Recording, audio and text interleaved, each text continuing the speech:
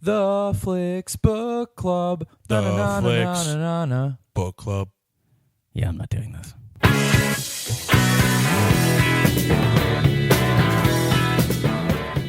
Hey, welcome to the Flicks Book Club. My name's Dennis Rooney. I'm Steve McDonald. Casey Aurora. Check us out online. You've heard of the internet at flicksbookclub.com. Check out Twitter. Go to our SoundCloud, all that stuff. This week was my pick, Dennis's pick. We watched The Exorcist, the classic horror film. Mm-hmm. And this movie's about, if you don't know what this movie's about, there's an actress with her daughter in Washington. She's shooting a movie. Her daughter gets possessed by something. Right. And it's about an exorcism. They get the help. They go through all sorts of things trying to get her help, and nothing seems to be working. So they go to the Catholic Church, and a priest, Damien Karras, who's having a crisis of faith, comes and tries to help her out with another priest, Father Merrin, and they try to perform an exorcism. And then we won't ruin any more. Well, yeah. Well, no. You've seen, if you don't know the plot of this movie, shame on you. Right. You know who didn't really know much about this movie was Steven. Yeah. That's right. Steven had never seen it. I'm going to be honest, I don't remember the movie. Well, you said you had watched it 15 years ago. Yeah, maybe right? longer, maybe even longer. So that's way too long. You need to watch this movie every now and So again. what are you going to say? Well, hold on. I picked this movie because I love it. I found out Steven had never seen it. When I pressed Steven on why he had never seen it, he told me that he doesn't really do horror movies because he gets scared easily, like a little child. You get scared easily like a little child? I have an overactive imagination. It's not the movies that actually scare me. It's like after. So you're a It's baby? myself. I I'm scare a baby. myself. You scare yourself? I frighten myself. There's still a part of me. Baby. There's still a part of me that if I'm walking up a flight of stairs and I got to turn the lights off behind me and I look down the stairs, that just assumes at one point in my life the guy in like the Scream outfit with a knife is going to be at the bottom of the stairs. Was that movie scary? No. Well, one day he's going to be there. And that movie was scary. And that guy will kill you. Yeah. I like the idea that now that I've said this, it's just going to be like I'm going to notably notice that it's Dennis. I just in the want to know, like, it's going to be me. When you and I go to I won't be frightened because I'll be like, shop. because I'm like, I could outrun that guy. Yeah. I feel like I could outrun that guy. That's true. Not when there's two of us. I'd really have to get the jump on you. Yeah. See, Kunal, would that be scrappy? You're Right. scrappy. I am. All right, so so that's what do you why say? I picked this, and I'm going to go with Stream It. I love this movie. Forget horror movies, this is, I think, one of the best movies of all time and one of my favorites of all time. Right. I love this film. And the version on Netflix is missing a couple of my favorite stuff, but that's okay. Still watch it. Steven? Oh, man. What? What do you mean, oh, man? No, I'm really on the fence. You know what? I'm gonna go with Stream It. Okay. And I'm primarily going to go with Stream It because I think that it's an incredibly well-directed movie. Right. We got a blockbuster. We got a blockbuster. I got one, but barely, and I don't appreciate that, Stephen. Right. We'll get into it in a minute. We'll get into it. Here's a clip from the film. We'll be back with a very spoiler-filled discussion of the movie.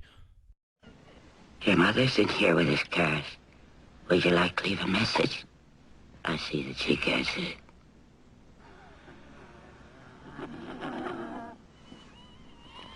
If that's true, then you must know my mother's maiden name. What is it?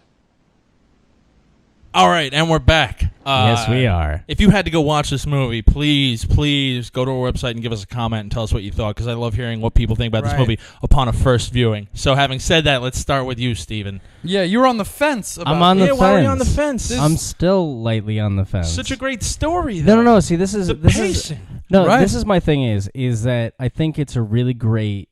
I said Stream It because I think it's a really great, well-directed movie. And I really like a lot of the decisions that he made. William Friedkin. William Friedkin. Sorry. Mm-hmm. And I think that he like. I mean, it felt a lot like a lot like French Connection.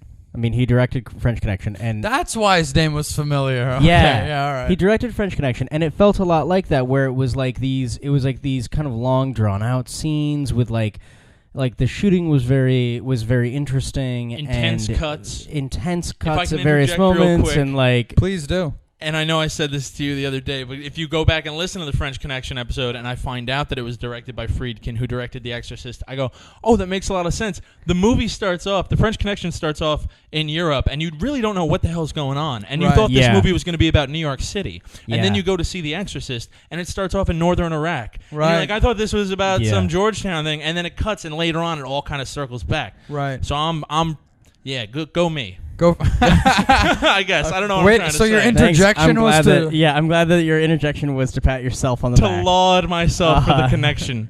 No, but... Don't say it. Don't say the French Connection. Cut his mic. All right, so go ahead. You notice similar... Of course, it's directed by Friedkin. And I think that it's a really well-directed movie. I think it's really... it's interesting. It is a little slow for me, because I just have I just don't.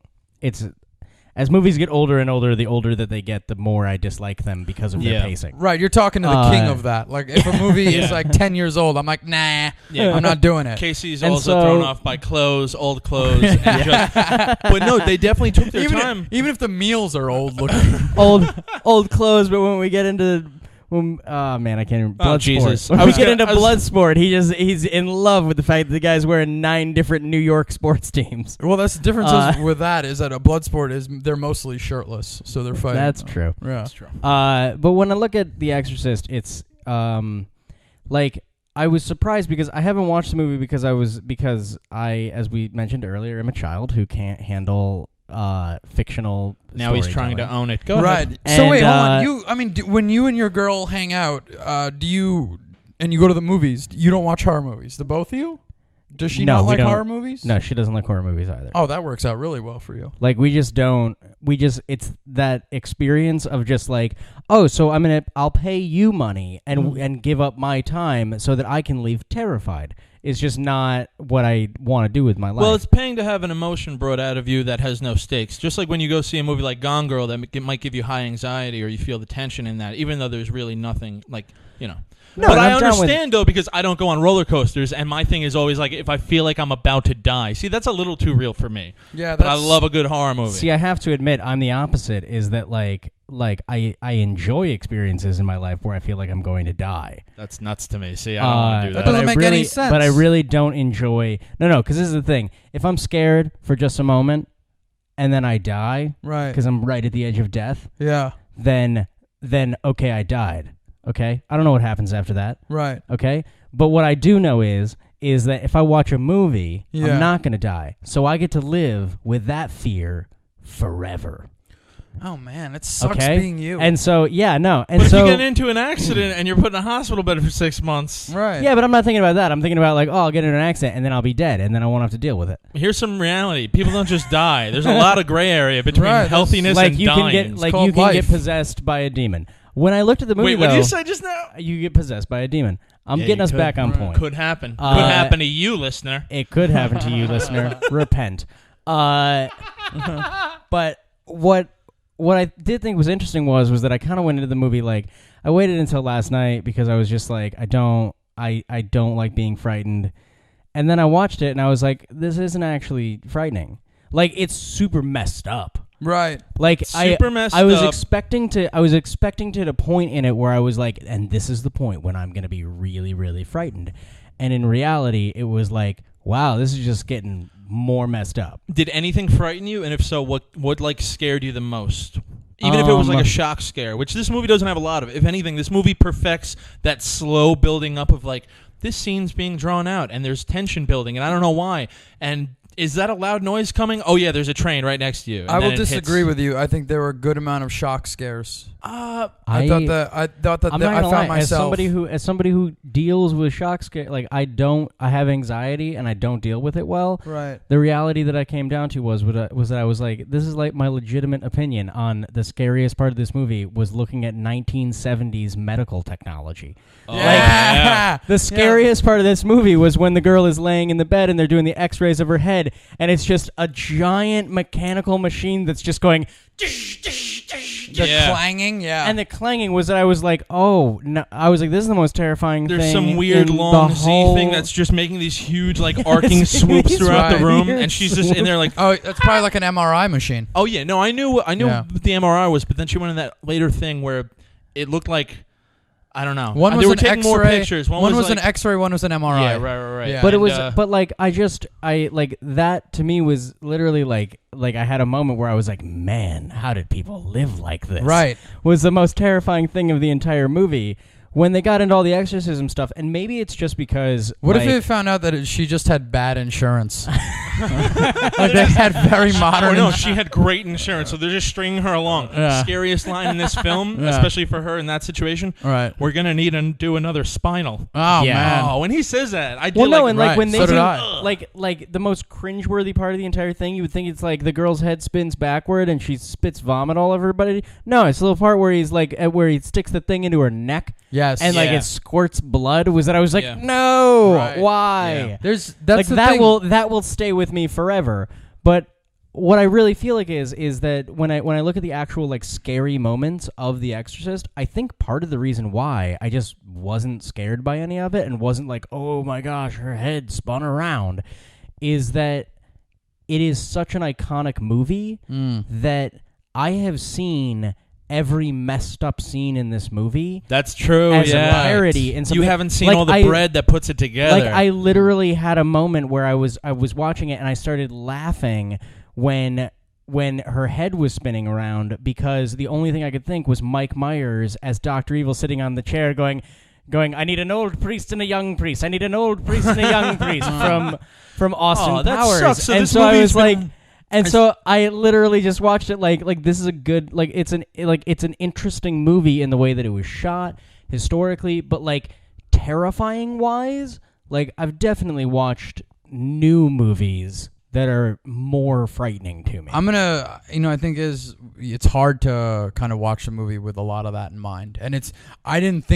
part of me did think about what you're thinking about, where I'm like, I've seen every part of this in Wayne's Brothers movies and all the parody movies, Yeah. But you got to keep in mind, this movie also is like, if you watch every horror movie since The Exorcist, every one of them takes a hand from it. They put their hand in the pot of The Exorcist to the point where it's almost like theft. Everybody's borrowing from Yeah, this. and And that's really what I is. mean before when I said like the shock scares. They're not like shock scares today where it's over the top, something ridiculous and way too loud.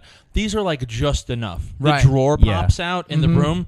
Did you do that? Like, and he, it's not a huge like. Oh, he doesn't jump back and hit the wall, and the music hits real loud. Well, But no, I and mean, I think- I got scared. Like, when there I was- saw Yeah. that, yeah. Well, no, and there was like I couldn't. There were so many things that I just couldn't take seriously on accident out of this movie. Where it Maybe was that's like, how you coped with not being afraid. which possibly that's what it was. But like I had the moment where it was like the little girl is floating above the bed. And it's like the very iconic, like she's hovering and floating scene. And the only thing that I could think was Ghostbusters, where he's like, yeah, she sleeps above the covers, 6 feet above the covers. Yeah, like, and so I yeah, just started yeah. like giggling to myself because it's essentially like Aw. every movie after that made fun of The Exorcist and made fun of like horror movies in general. Is that this just became like this pinnacle horror movie? This Yeah. is like it's a good coping mechanism for you to watch a horror movie and think about the ridiculousness of it. Right. Yeah. But And, can you agree though? Now having known basically all the scary parts, and that's true. I wish I could erase your mind and have you watch it like fresh, not knowing any of that stuff. Yeah.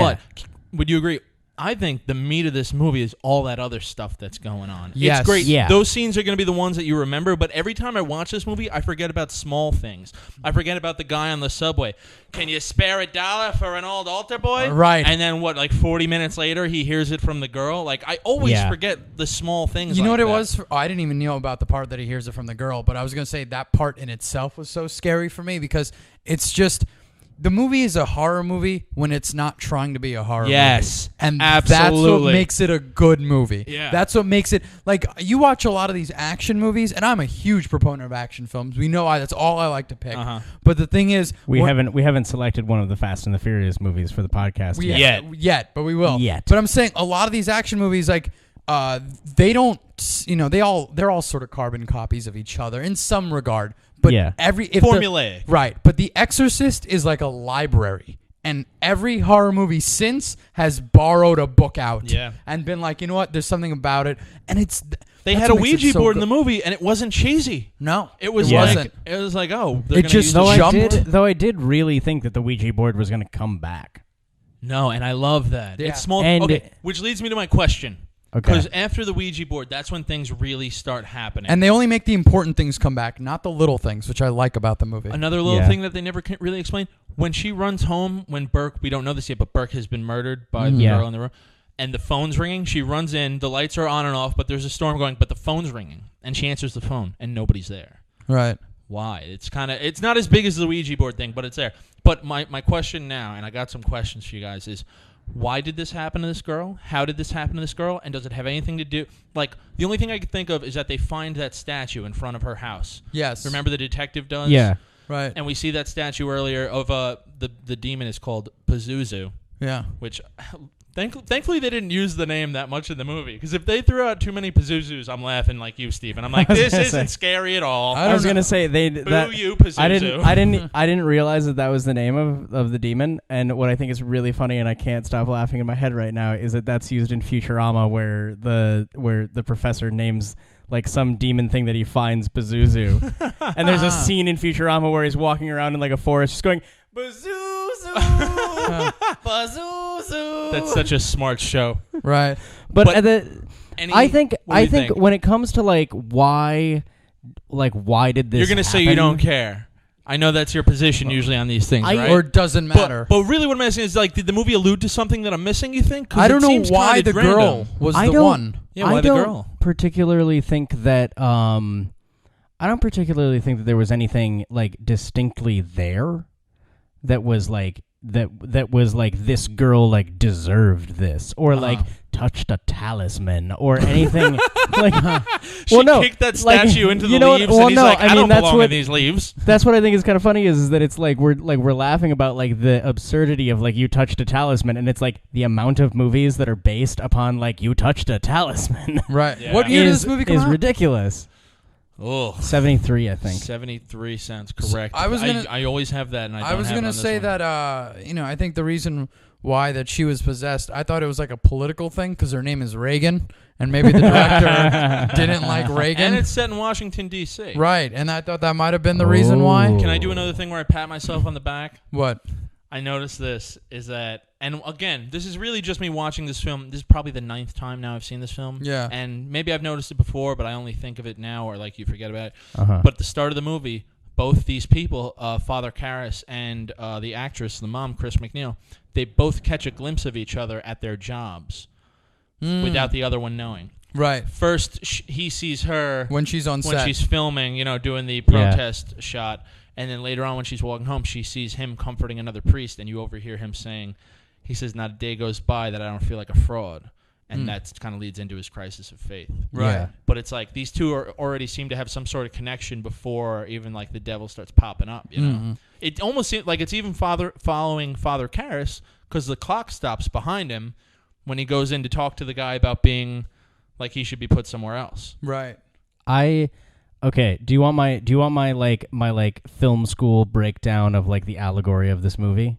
I don't want you to ask me questions. I No, want no, you to no, give no. me your I want you to opinion. tell me answers. I want to know answers. because this is like if I was going to break down what this movie actually like what is the meaning behind all of these things is that I think that this has a very a very interesting take on what on divorce and how it breaks apart the emotional state of a child. See, now you're bringing something to my And how the table, only Steve. thing- Right, See, because okay. I always thought And the how- divorce thing was so small. What do you think? and how what you end and how the only thing that is going to bring things together and be able to make it okay for that child is not only to have a merger of not only a side of faith but a side of psychology and science, which is the younger priest, where that's the merger that you have come together. Is that the only time where it's able to have that is when that person of both sides of things, who does not completely diminish or does not completely get rid of their faith and does not completely get rid of the science side of things, when they come together, is that they have the ability to take that pain out of that child and be able to expel it from that person. You want to know my film school analysis? I disagree, but yeah, first. My film school analysis of the years that I've attended in my film schools. How many are those? Several. I more meant like, do you want me to give you my pompous answer? I think that white people be crazy. White people be crazy. Because if you go into the insane asylum, there's only white people there. Give me a line from The Black Exorcist. The Black Exorcist? Girl, you tripping. Stop jumping that bed around. You scratching my floorboards. Yeah, see? Stuff like that. That's a movie. Here's what I disagree with you, Steven. It's just that science doesn't help, though. I feel like they exhaust science. And granted, the younger priest, Karras, he's a psychiatrist, and he's very smart. Attended, Harvard and a bunch of other schools Johns and Hopkins. stuff. But at first, he says, he's like, what's the smart thing to do? When she goes to him, first thing he says is, go the science route, go the medicine route, go the psychiatrist route. I'll talk to her as he says. You want me to what talk? If he was just and like, what does she say? What does she say? I don't need a psychiatrist. I need a priest. Right. What if if he was like, yeah, they got that big machine that clangs around and stuff. I don't know those clanging machines now. Yeah, I don't know what it does, but it sees inside a head. Yeah, it'll scare the hell out of your child. Fix him up real well. Well, no, and I think that's why, like, when I kind of look at it, it becomes this moment where it is like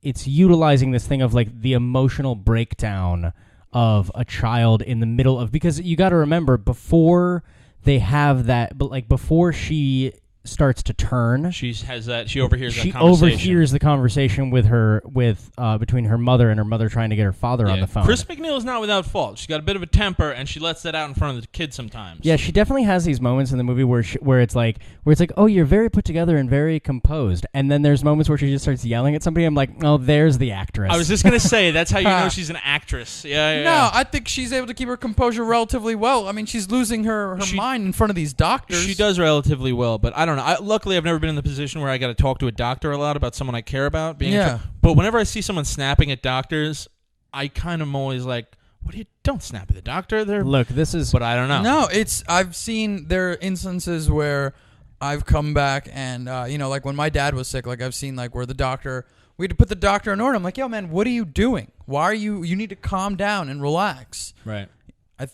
I don't know if that actually happened or that was in the 40 or Knocked Up. I'm not sure. That was in Knocked Up. That's a scene in Knocked Up. I think that was just in my mind.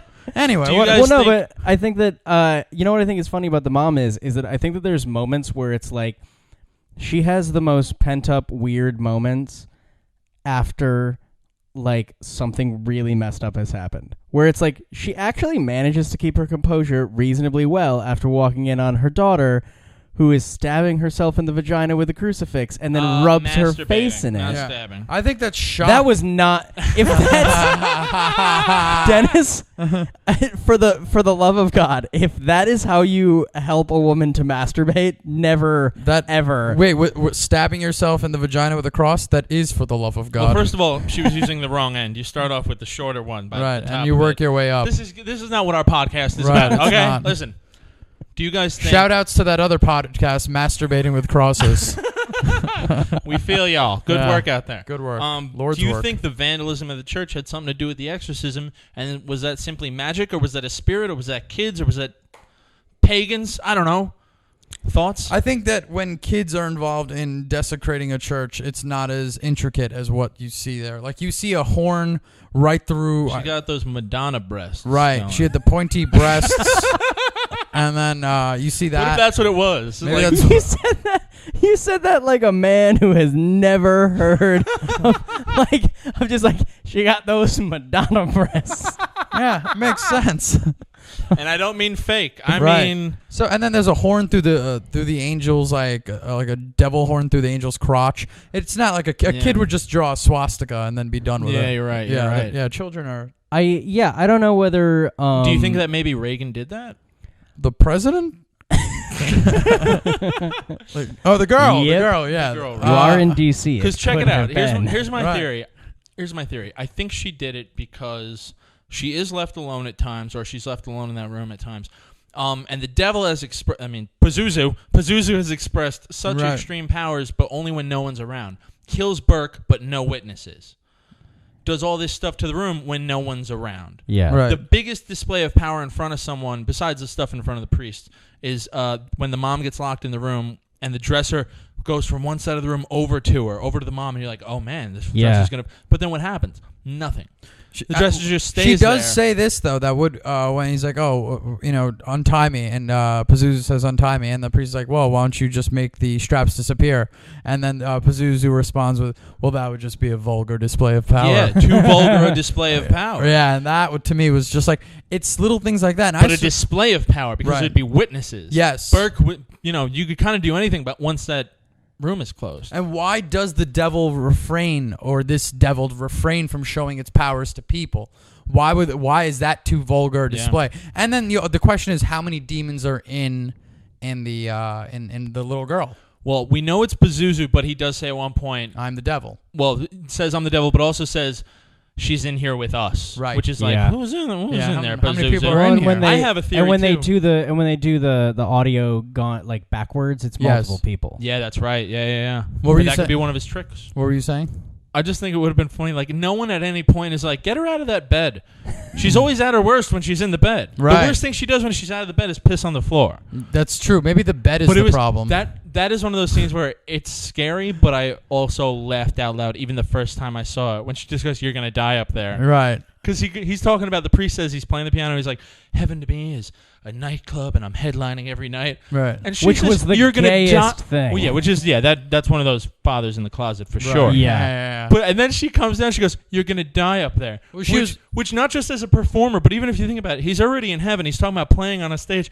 She's like, "You're gonna bomb up there, dude. It's gonna stink." Yeah. That's what she says. And I then love she that pisses you on the as floor. I love that you as a comedian are just like, is she talking about bombing? Wait, Well, you're gonna die she up was there. I talking need It's a like- demon to tell me that I'm gonna bomb tonight. Was she talking to the priest or she was talking to the other guy? I was under the impression that she was talking to the priest. No, she was talking. Oh, she was talking to Burke. Burke. That's why he dies later on. Wait, was Burke kicked out at that point? No, Burke wasn't. No, not yet. Not yet. Not yet. Not till later. Oh, you're right. Yeah, you're gonna die You're up gonna there. die and then up I guess there. he comes up to investigate. 9 and times I've seen this movie, and there's even another- KC's enlightening me. Another nugget of gold. It's so many little This things. is a good movie, Steven. This is a It's- better movie, I feel like, than you're giving it. Yeah, totally. And well, no, because and I think that the problem like is you, that like you mentioned Harris's earlier, mom, we haven't even talked about that. right. like you mentioned earlier, which I absolutely agree with, is that all of the stuff that's not like the final Exorcist All that other scene stuff that you haven't seen. and all of that other stuff is what makes it a really good movie, and it's why I mentioned right at the top that I was like,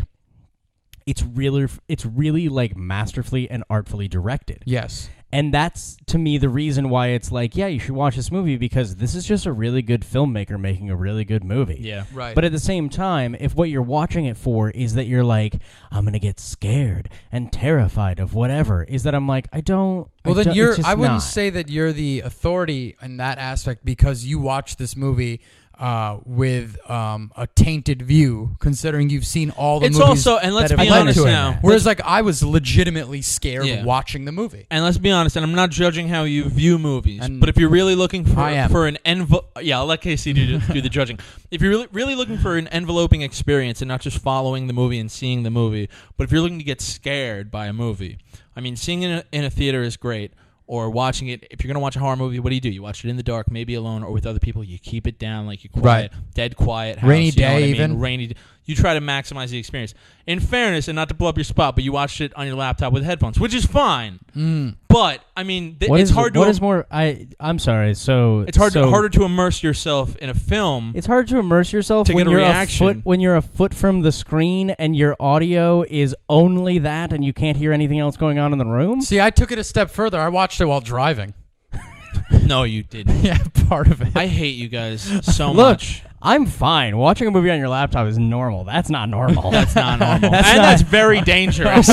I wanted that thrill. What would Fine. that headline read? That's how not scary this movie was. You were so I was- not scared I was of it. legit You were so scared. not I scared of it pulled that you were over. like, I'm gonna watch this while weaving through traffic. First of all, I was on a single road. Second of all, I pulled over and I said, "This is a bad idea." Look, okay, This is I'm just scary. gonna say this out loud though. I feel We got like a whole all week. of We us, got a whole week, guys. I feel like all of us have this moment that we want to say this to you. You are not Brown Paul Walker. Okay, you're just not. What do you okay, mean? you What? can't just weave through traffic like a madman. Yeah. And watch TV at the same time. I've heard it's been done before. Yeah. Yo, I was legit scared watching the movie when I was watching on my computer, when I was watching in the car. Like, legitimately. I just think it's easier to scare yourself. The bigger screen is always going to be better. You're right, but you're 100% right. But the problem is the reason why Steven, it doesn't matter what scenario he watches it in, his view, his perception is tainted. There's no way he could watch this movie. Right, that's true. And That's true. also, it's not because I've seen all those cheesy movies, those cheesy horror yeah. parodies. Yeah. I've seen every one of them in theaters because I watch bad movies. But Yes, you do. I do. Noah. That's But I'll true. tell you, Almost went an episode without bringing up Noah. but I'll tell you this much. I was afraid of this movie, but I think that Steven, as a person, has to think of these things in order so he doesn't get scared. So he's actively, subconsciously trying to yes, not get scared. That's by this why. film. Whereas somebody like you and like We me, want to get scared. I want to get scared. Yeah. Or That's a good- I don't I'll- even want to get scared. I'm I'll give actually just you- watching it. I'll give you that in the sense that is like I think that like me watching this movie, I'm not attempting to immerse myself. I'm Right. bracing for impact at any moment. But you believe one can become immersed into this movie. Yeah, I think that it's a good enough movie that you can immerse yourself into it. I think that there's a lot of very interesting. Honestly, like as we've been talking right now, I find it to be a much more like the more that I'm sitting and we're breaking down different scenes and different things, and I'm thinking about it, it really is this moment where I'm like, where like the thing I brought up earlier of divorce is that it's like, yeah, I kind of think that's what the movie's about now. Right. Like in my head, where it's like, oh, the first person that she kills is the guy who's like the drunk who is kind of sleeping with her mom. Not sleeping with. Well, I don't making think that's advances sleeping on with, her. but making advances. But like making advances on the mother, and that it's like that's like something I didn't make that connection. the That's a good priest, point. like the priest who ends up dying is which is the end of the movie, which we should quickly talk about. which is at the end of the movie is that it's like well, having faith that everything is going to be okay is not enough. You need to have more than faith. You need to have the guy who has both faith and medical training to bridge this gap between different things, because what you're really looking at is that you're looking at a mother who, though she loves her daughter, is at the very beginning is wrapped up in work and wrapped up in all of these things, and you end up in this situation where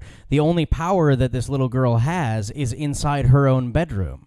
It's where between these four walls, I have the power over the situation that's happening It's right now. a very feminist movie. And I have the ability to do this, but outside of this room, I have to act like a proper little lady who's not supposed to say anything You are going about very the like bad things that are happening. film school on it. I don't think it goes. So what do you think about that the ending? deep. Like, what do you think that? What do I think about the ending? You Right. know what saved this girl? It's not the combination of faith and science. You know what saved this girl? Boxing. All right, he went in there and go pop, pop, and then what did he do? he took the did. demon. took her by the lapels. It was like, He take did me. literally just start punching a thought little it was girl in the great. face. Yeah, he's like he already got dismissed because he's being shook. Right. Yeah. And Mirren tells him, beat it. You Yeah. know what? And he kind of like, And there's no such thing as halfway crooks. that's right. Yeah. There's no such thing as halfway exorcists either. He Exactly. told That's Karras true. ignore his taunts, and he doesn't. Yeah. But when you think you killed your mom essentially and stuff. I do like that he is that priest has sat down and watched objects in the room move and the bed shake and a little girl in crazy voices and crazy stuff like that do really crazy things, and even when they're gearing up for that last scene, they're doing like the almost montage suit up to go into battle moment. Mm-hmm. He's still kind of looking at the other priest like, come on, this isn't real. Yeah, this can't be that serious. Like this is Or not he still real. has to sell it to the church, where he's like, "Yeah, well, I'm not really sure if we need an exorcist." I'm like, "What more do you need?" If you guys Her saw lips something are like so that, chapped. if you saw something like that firsthand, Yeah. if you saw something like that Her lips are firsthand, so would you chapped. seek answers in religion? Absolutely not. I'd seek answers in a Smith & Wesson. So you're just like, everything I know is Yeah. who knows. I have no Right. grip on what the Yeah. world is. The only grip outta I'm here. getting is that eagle. That's what I'm gripping. I don't know. I would go the medical route of things, but also it's a different time. Yeah. The whole medical industry of things is not nearly as it's not really frightening as it reliable. was. It's almost as Back bad as the then. church. Well, yeah, but I mean, if something is obviously, if you went to someone's, listen, hold on. First of all, if you went to see like your cousin And your mom was like, so-and-so's not feeling great. Let me show you. And you go in there, and she's puking up green stuff, and she's flopping around on the bed like that. I'm not going to say floating. I don't want to make it too extreme. But if you see a girl twist her head 180 degrees, or let's go 360 because a contortionist 180. Right. You're still going to be like cling to science. How much paranormal do you need before you accept like, all right, I don't know everything I think I know? Yeah, I mean, I have to admit, like, I feel that way now. No, when you pose it that way, right. of like at what point, which is an interesting kind of thought for like any scary movie, like paranormal or whatever movie, is that it's like at what point would you, if you were in that situation, be forced to think of it as like this is something more? I was in a I'm cemetery and not sure. I once heard a woo. And that's made me question everything since. So it doesn't require much for me to go off the deep end. Yeah, but let's be honest. I feel like you've had moments where you've walked into like a deli you've never been at before, and you got a sandwich from there, and you bit into it, and you were like, God. Is this God? Is this sandwich you God? should see some of the sandwich places I've been to, though. That's what I'm saying. They're really good. So we're gonna wrap it up. I'm gonna stick with Streamus. Yeah, I of just want to course. say this movie is close to me. This is, and I just want to share this. This was the first film my father ever saw in movie theaters. He was very young. That's terrifying. And let me put it this way: Hasn't been back since. My dad remembers like when the town got electricity. Where in the town he grew up in Ireland. So imagine, like, electricity isn't even something you're that like familiar with. It's pretty new, and then you go see, and this is the first movie you see, and you've been beaten with Irish Catholicness your whole life. He never Can you went back. imagine? Yeah, I don't think I think that's why he's never been shaken from his faith. That's why he's so quiet. Stream all the this time. movie. This movie's fantastic. Would it be man. funny that your dad thinks like all movies since then are just like this? Hey, you want to see Fast and the Furious, Dad? No. What was the first movie that you saw in a theater? Aladdin. So mine was too. No I saw way. Aladdin. I'm pretty sure it's the first movie I remember seeing. How about you? I saw it at the movie Terminator theater 2. across from the Queen Center Mall. That's not Terminator there 2. anymore. Where were your parents? What? That's a good one though. That was a good one. That's a good one. Those But are really where dope. were your parents? I think also it might have been a Freddy movie involved there too. All right, so Yeah. what are we watching next week? Okay. Everyone, you guys sticking with Stream This, right? Right. I hope- Yeah, I'm going with Steve, maybe Stream a This. harder Stream This, you jerk. No. I think that a harder stream this on the basis of like what, like the depth of the movie. Right. All right. All right. So next week it's my pick, and we are going with Kidnapping Mr. Heineken. It's All a right, cool. 2014. Is that a movie or a documentary? I think it's an action movie. Cool. Let's do it. Yeah, a little fast paced, a little Kidnapping something. Check out the Mr. website. Heineken. We'll Yeah. see you next week. Flicksbookclub.com, and all the information's there. And everyone say goodbye. Goodbye. Bye.